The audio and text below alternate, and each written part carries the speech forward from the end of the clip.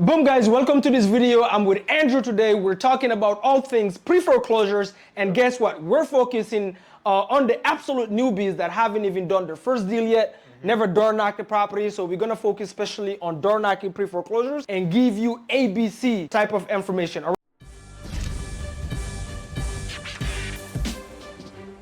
right guys, so Andrew, introduce yourself. Andrew, as I know, Andrew Powell investor underscore. That I'm on Instagram. That is Andrew Powell underscore investor. Actually, I want us to try to make it a little bit more easier for people who are trying to get them self-started in pre-foreclosure. Right. Last week we made a video for you guys going over where exactly you can find all the data, the different free sites and all that. Make sure you guys check that out. But today we're going to focus on specifically door knocking. But the first thing we're going to do is even why. Why should a newbie, Andrew, go after pre-foreclosure? I'm talking about a newbie that haven't done a deal yet, never door knock a seller, never called the seller. We're not even going to talk about what we do because most of our deals comes from door knocking, and then we have the texting, right?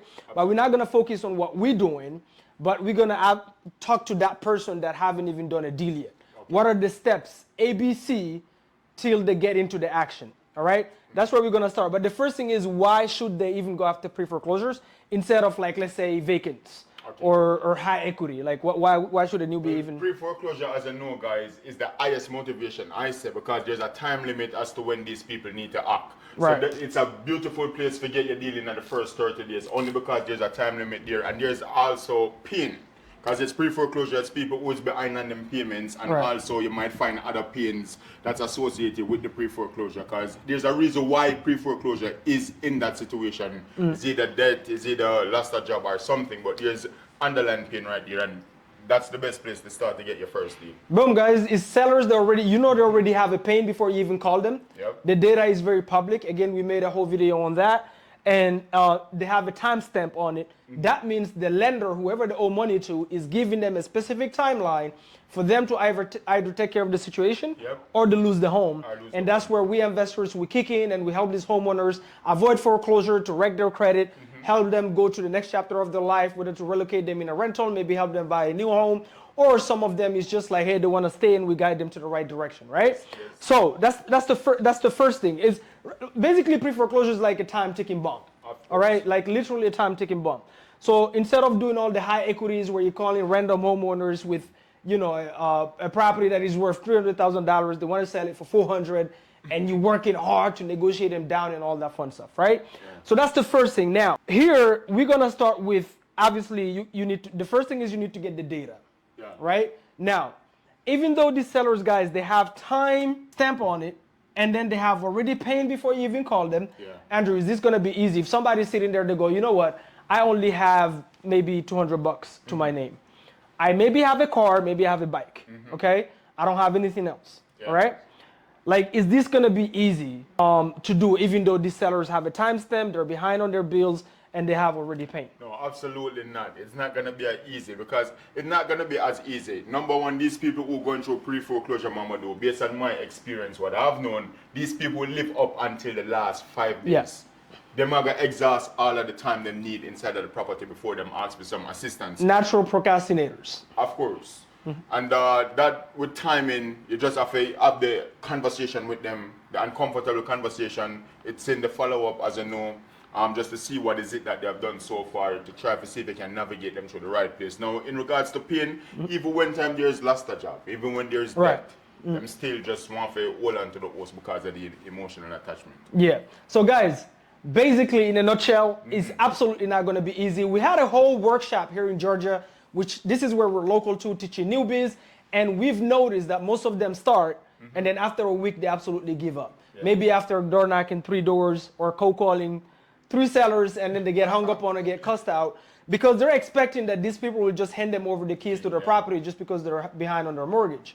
But the reality is, none of the strategy, I don't care if you do pre-foreclosures, I don't care if you do high equity, I don't care if you do vacants, it doesn't matter. They're all not easy. They're simple, but not easy. So unless you have the resilience, persistence, because you're going to have to do a lot of follow-ups. Consistency. Right? You're going to have to be okay with the no's, the FUs. Of course. And you truly have to care enough to follow up with the sellers, even though they slam the door on you 100 and trillion times. 100%. So you kind of have to take it like a responsibility of yours to go ahead and help them. Yeah. So what is the first step, Andrew, here, as we wrote here, data preparation, right? Let's walk them through. So this is number one, right? We can literally put number one here is obviously get the data first, right? Data preparation, where can they find the data? For me, I'm going to walk you through my entire day. My data come from preforeclosure.com. It's a paid website. That's which part me and Mamadou pull all of the data from. And also we have even a VA from overseas who pull data from other sources and also furnish us with the data. Those with text blasts. But the ones that we door knock, it's preforeclosure.com. Preforeclosure.com, that's the one we use. Now there is a free one they can use if the person don't have the money.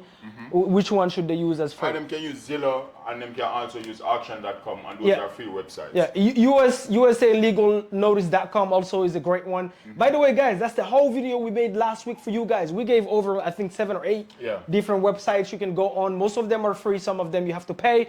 But make sure you go check that out. We'll actually link that in the comments, all right? Yes, so the first thing is data preparation. Now, what does that look like? Let's say I go on preforeclosure.com and then I pull the data like here in Georgia. Maybe you're in Texas, you pull all the data in San Antonio, right? Okay, so after that, obviously, is you have to organize the data, right? So we'll pull the data from the night before. So your day inside the real estate, Mamadou, as you know, start from the night before. So the night before, we go ahead and pull the data. I will stay typically within 1 city or 2 cities or within 2 zip code.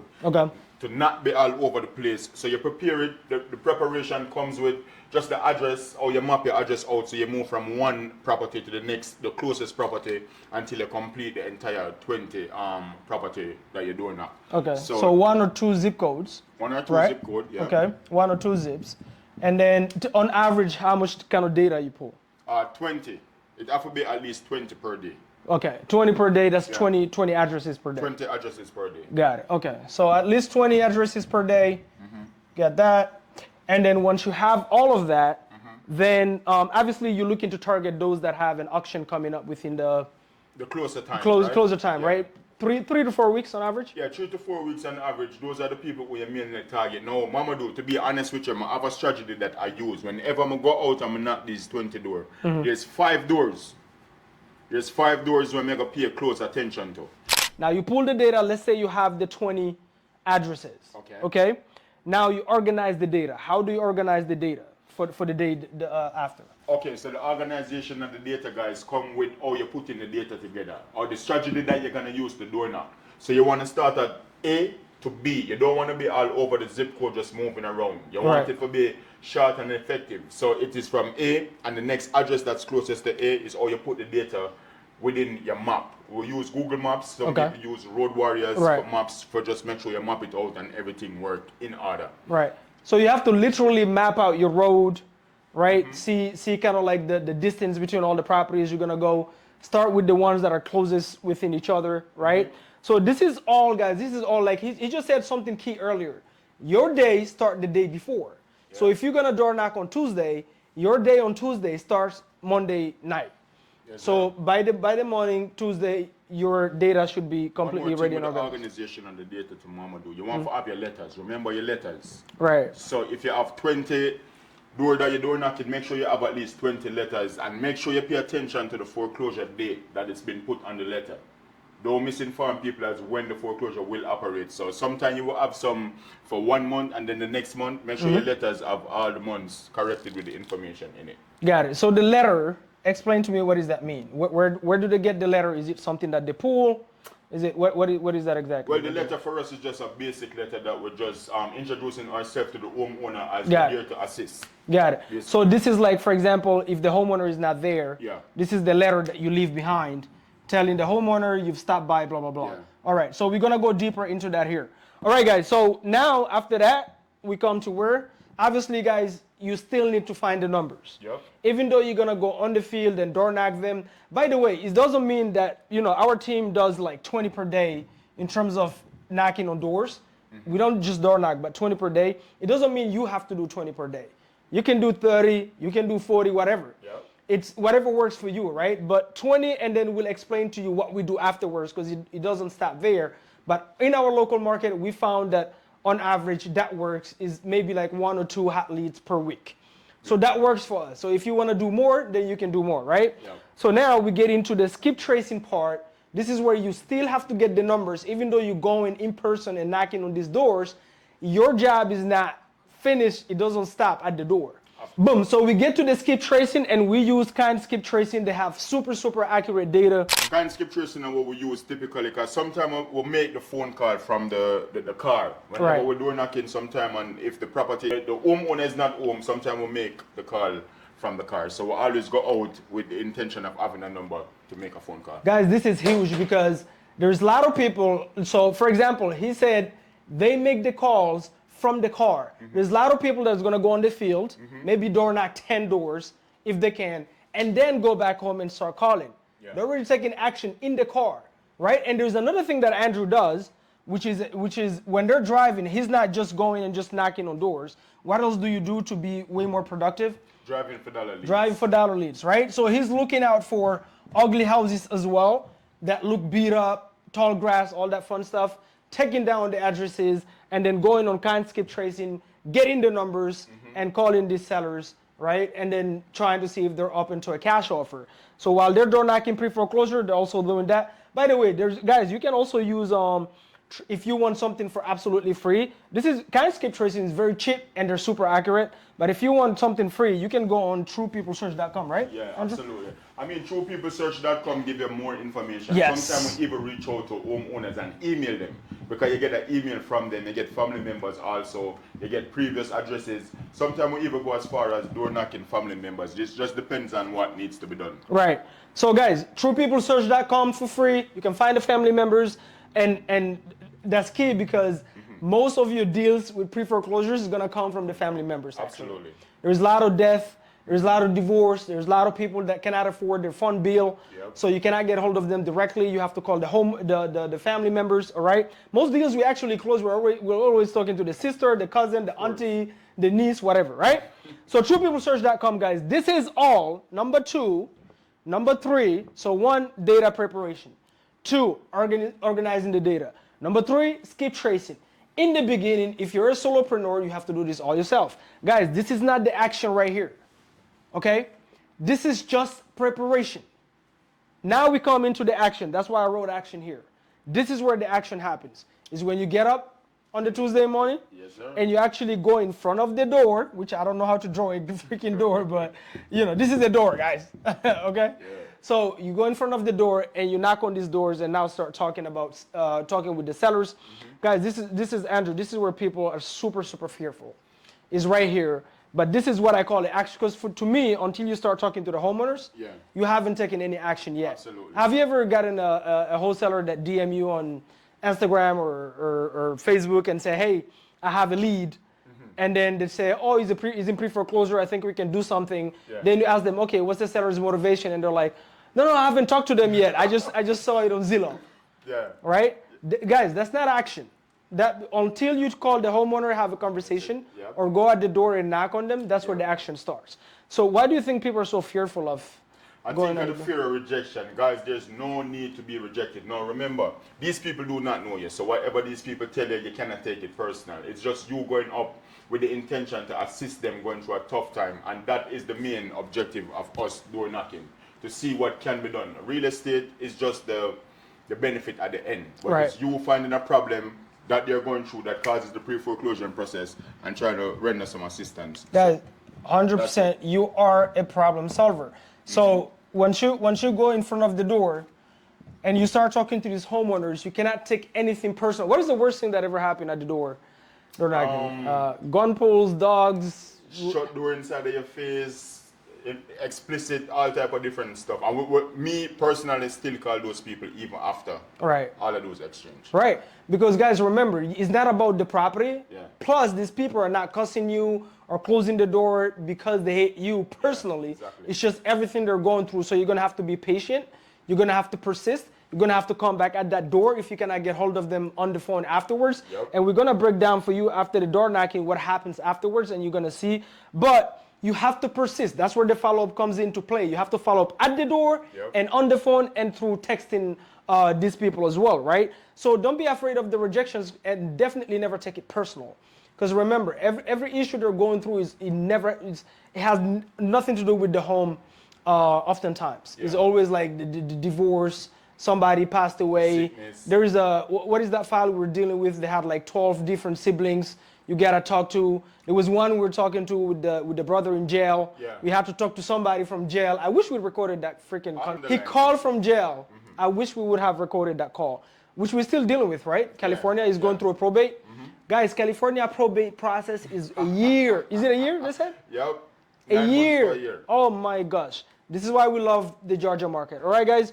So when you go in here, door knocking these people, few things going to happen. One, and I'm going to let Andrew break this down, right? So Andrew is to find the seller, right? Yeah. Okay, find the seller. What does that look like? How do they approach the door? What does the conversation look like? Well, the conversation, whenever you're speaking with the homeowner first, we always want to address the person who answered the door and just establish the contact between us as him being the homeowner. And then from there, we just kind of bring it to his attention, like, hey, there's a foreclosure date on the property. I'm just wondering if you're aware of what's going on. And from there, we can take the conversation. Whether he's aware or not, we're just trying to bring it to him attention and try to find out what is it that he has done so far to kind of rectify the issue with the lender. And then from there, that's when we take the conversation. Right. So once they give you everything they've done, then you walk them through what is left. One mistake, guys, never do. If you find young kids, right, that looks like this is the children, do not bring up the foreclosure. Oftentimes, even if the person that opens the door, you want to confirm first if it's the homeowner. Exactly. Number two, you want to confirm if they have a partner. Because some of them we found, even their partner is not aware that there is a foreclosure. So they will whisper at you at the door. So when they're talking low because they've been, I've talked to pre-foreclosure sellers that were taking the letters from the lender and hiding it from their wives, right? So you don't want to just go in and start screaming, oh, your house is, guys, don't do that, right? But especially the kids, because I remember the last deal we've done in Canyers. That's what happened with all the other investors, and we ended up getting the deal because we didn't make that mistake. Of course. They all came, they found who? The kid, I think. The kid was there, and they all presented the kid with the letter of what's going on. Cannot do that. And the seller was like, how the hell you come in here and you give my son a paper that says my property is in foreclosure? That was just insane. So typically for us, if he's a kid, we just tell them, hey, when the parents is at home, tell them to call us, and that's about it. Even on the phone, if the kid pick up, we don't bring up none of that stuff. So don't make that mistake. So that's number one. If you find the seller, boom, typically the conversation, what, 15 minutes, 20 minutes max? We'll try to minimize it to 15 minutes at the door, and if anything need to be elaborated, then we'll try to take it in at the second conversation. Yeah, and guys, we did a whole video on the field, actually, door knocking the doors, and one of the conversations, you're gonna see Shikal from our team having a conversation with the seller at the door. Now, on our team, we found the response rates work better when we send a woman at the door. Yeah, you send a woman at the door, people just respond. Guys, if you see him, I don't know, 6 foot, whatever, and you're gonna open the door, you're not opening that door, right? So typically, we found out there is a way better response rate. So boom, we passed that, and then B is the sellers, the properties that the seller is not there, seller not present. What does that look like, Andrew? Now, whenever we encounter a property where it seems vacant, these are the property for me, Mamadou, I take very keen notation to.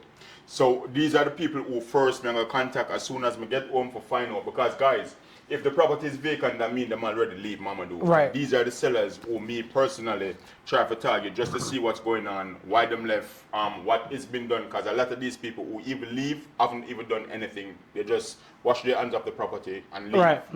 So for me personally, we go after these sellers. Now, make a notation, come inside, and then we try to hunt the seller through the family member or whatever means necessary to get to a seller with a vacant home. This is where TruePeopleSearch.com kick in. 100%. This is where TruePeopleSearch.com is going to be hella key to find the family members, right?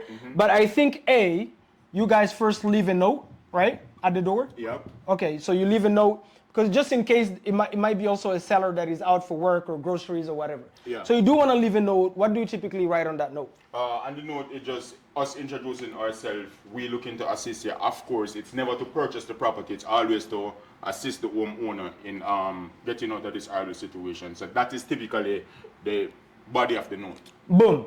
And then, guys, once the 20 doors is complete, now the real work starts. Yep. So coming back to the house, okay, coming back to the house. This is not nap time, it's not Netflix time, it's not watching soccer time. None of that shit. Okay, so they get into now the cold calling part, right? It's calling now the sellers and trying to get hold of the family members. So they go on truepeoplesearch.com, and this is where you become an FBI at this point, right? Yep. So this is where you go on truepeoplesearch.com, you start finding the family members. So typically, like, how many family members on average do you call from one address? For me personally, whenever me I go offer a lead, Mamadou, I'm not stopping. If it take me at least 7 to 8 family members, I won't stop. If I can't get through to a family member, I will actually look them up on Facebook, Instagram, whatever means necessary for contact a family member before I can feel comfortable letting that lead go. So for me, I would do like a family member. If it take me for mail a family member a piece of mail, just for bring them attention to what's going on and let them know that I'm interested in assisting them. So that is it for me, personally. So whatever it takes. Whatever it Guys, takes. I've done the exercise on this with a newbie. So he was struggling getting leads. And I asked him, when you go on truepeoplesearch.com, guys, so let's take 123 Main Street and the seller's name is Jack. Yeah. Whatever. Okay? You go to truepeoplesearch.com, you type 123 Main Street, the address. It's going to give you not only Jack, but it's going to give you maybe like 12 different family members. Of course. And it even gives you the ages. If you go on truepeoplesearch.com, it gives you the ages of the people. For me personally, I will start logically with the younger people, not the older people. So if he says like 89 years old, 80 years old, I'm probably calling those last. Yeah. I'm starting with the younger ones, the 50s, the 60s, right? 40s, whatever.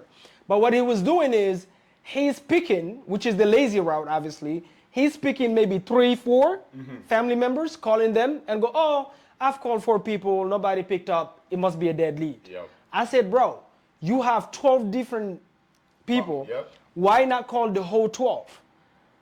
Right? Because the 7th might be the lucky number, the 8th might be the lucky number. Why not call the whole thing? I can go at night and sleep and go, you know what? I've called every single family member. I've door knocked the door. Nobody's there. Then I can sleep peacefully. Guess what? He made the 7th dial. Yeah. And he got hold of somebody. That was the issue he was dealing with. Is he's not making enough calls and he's not calling the whole family members list. Guys, if you really want to track them down, remember, if the FBI have a bounty hunter after you, do they give up? No. Okay, exactly. That's how you have to be. So call every single one of the family members until you get hold of somebody that says, yes, I know Jack from 123 Main Street. I am the family member. Even if they say I don't want to sell it, that really doesn't matter because at that point you have a point of contact. Yep. And now you can just keep following up until they're ready to make a decision. Absolutely. I cannot tell you how many deals we've got in that way, right? So that's for the seller. So that's where, guys, when they come back, it doesn't stop. Probably up to like 8, 9 p.m. Yeah. This is just calls, follow-ups, finding the family members, and then maybe calling leads that was door knocked the week before, and then getting the next day ready, which is obviously you repeat, right? This is just you building your habits, and then what do you call it? When you're done at 8 p.m., the calls and all that fun stuff, do you just go to sleep, or what does that look like? We have to expound. For me personally, I have to expound on the information and the knowledge. That is when we get a chance now for kind of wrap my mind around what the knowledge is, see if we can extend the knowledge a little bit. So we will do at least the next hour worth of YouTube. If we have a role play with Steve over that side, if we have a role play with him, just for kind of get everything sharpened up and stuff like that. So for me, real estate happen even after real estate finish. That's a continuous process. You constantly have to learn, and this is even the door knocking part, guys. This is something you role play and practice. When I go in front of the door, how do I stand? After I knock it, get back. How do I approach them? How do I talk to them? How do I overcome the objections when they say I've got it handled, even though their voice is shaking, right? This is things we role play every single day. So in the morning, you have to role play the phone calls. And even the door knocking, people don't know this, but big time door knockers, I'm not talking about real estate specifically, any other kind of sales job, they, like for example, solar panel salespeople, right? Insurance salespeople. They practice this stuff. If you wanted to play soccer or basketball today and you just want to show up at at the championship and just play a game, it's not going to work. You're going to have to show up at the gym and practice and practice and practice and practice. Then you can perform when it's time to perform, right? I mean, even after the day finish, you have Facebook forgot in, and right, just to see if anybody might post a lead. Like you have so many activities even after the day finish where you're supposed to consume your day with up until bedtime. So for me, going from Facebook, Instagram, see what those messages look like, see who have deals with them and try and move, or whatever might be the case. But after 8, work still continues. Guys, there you have it. ABC stuff. 1, data preparation. 2, organize the data. 3, skip tracing. But the real action is right here. When you door knock these sellers, when you call them, when you text them, we use what? ARIA reply for the moment. Yep. Right? We're using ARIA reply for the texting. You can automate the texting. So even while you're door knocking, if you want, guess what? Your system is texting by itself because you can automate it and set what they call drip campaigns. All right, guys? I promise you guys, you have to be not only bold about this, you have to be obsessed about this. Yep. You have to be optimistic, knowing full well that this thing is going to work. You can get a deal if you truly care about helping people. And another thing is you got to have that abundance mindset. That means when you're driving around and you see houses, you're not looking at houses that are distressed. You're looking at opportunities that you can come in and do something about it. Not only make money, beautify a neighborhood, provide jobs, all this fun stuff. That's exactly the way you got to think about it. That's how our motto is, boom. Boom.